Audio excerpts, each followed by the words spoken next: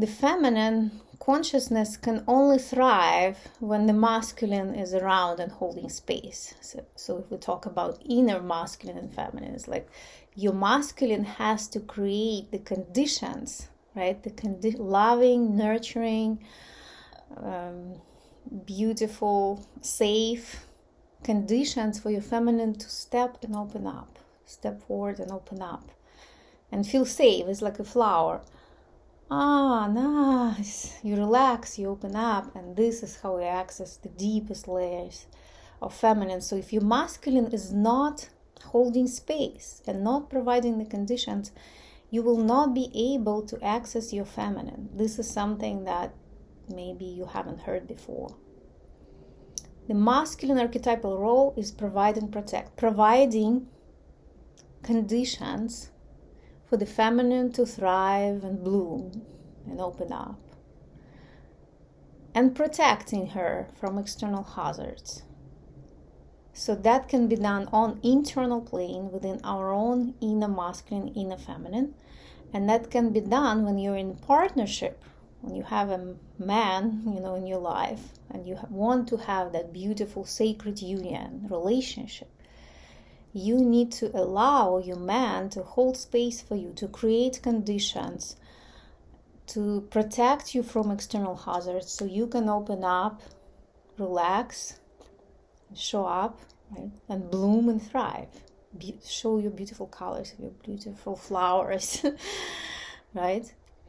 And that requires certain work because we were not born into the world that was teaching us this, right? We were born into the world that masculine overpowering the feminine and demanding the feminine to obey the masculine rules. That's not how it's designed in the universe. It's the feminine shows the big picture, a vision of the future, right? The potential. She's the one who receives. Receiving power is number one superpower of the feminine. And intuition is a manifestation of our receiving power. We receive the big vision and we feel it. Wow, I see, I feel, I embody that already. I know, right? That is intuition. And you trust it and feel it so much that you're willing to go for it no matter what, even you don't have any proof. Though masculine originally, I don't say men are not capable of that. I say just masculine energy is not designed that way.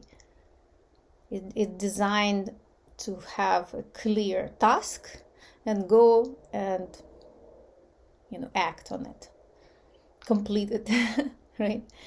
The feminine extracts the vision, shares with the masculine receives the tasks and executes the task, So basically translating idea, energy into matter, into something tangible, material, right? So that's the relationship on the universal level between feminine and masculine.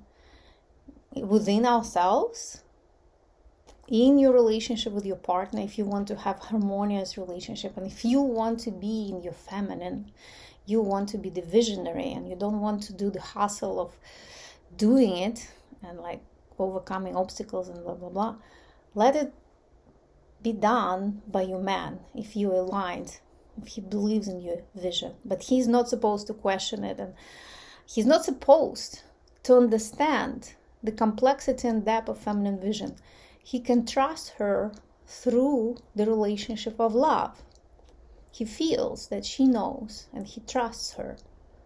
Just like your internal masculine can feel, okay, I can trust, she got something. And the more you practice this relationship and these dynamics, this template, the more you open up your potential. It's in collaboration. It's not feminine consciousness is separate and there's a masculine. No, we're co-creating. There's always co-creating. The reason we're talking about feminine consciousness these days is because it was oppressed. It was not allowed to access the biggest vision.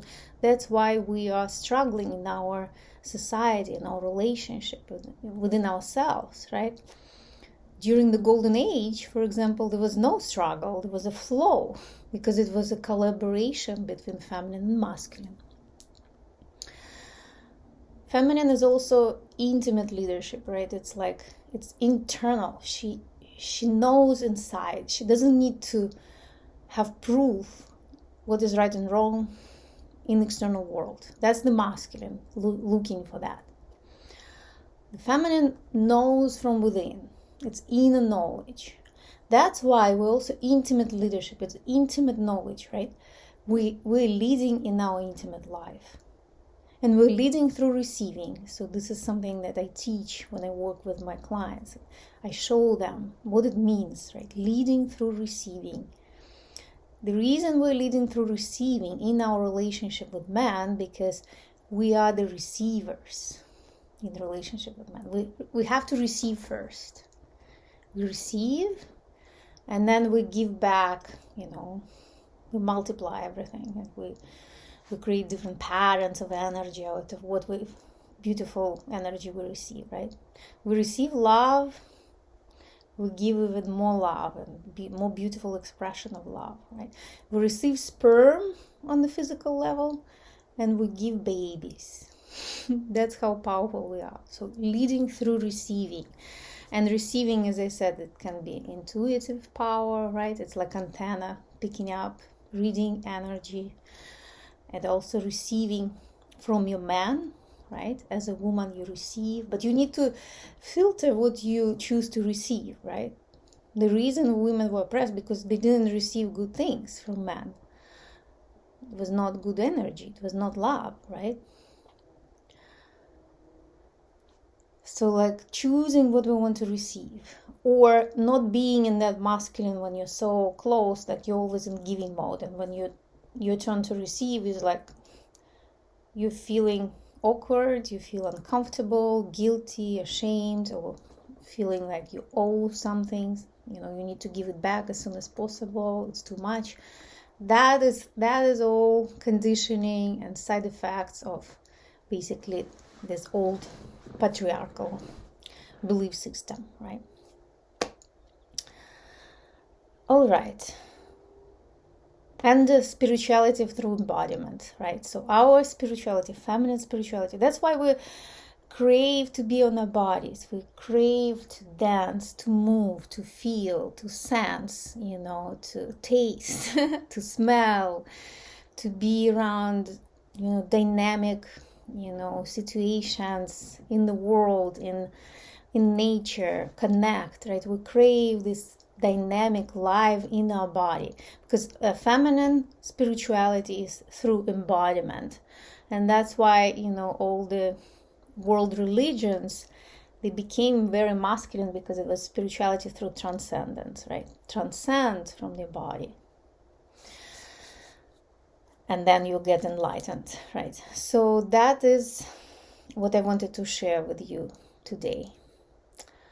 Of course, this conversation is very, very deep, and we can continue it, but I would like to hear how it lands and how you can find your personal specific situation when you collaborate, your masculine collaborates with the feminine, when your masculine creates conditions for feminine to open up and relax and bloom and thrive. Or what do you need? What conditions your feminine needs to open up and bloom and thrive and create? Like, it's a really good question. Day to day, not just in general, but like today, what conditions I need to express my highest feminine consciousness.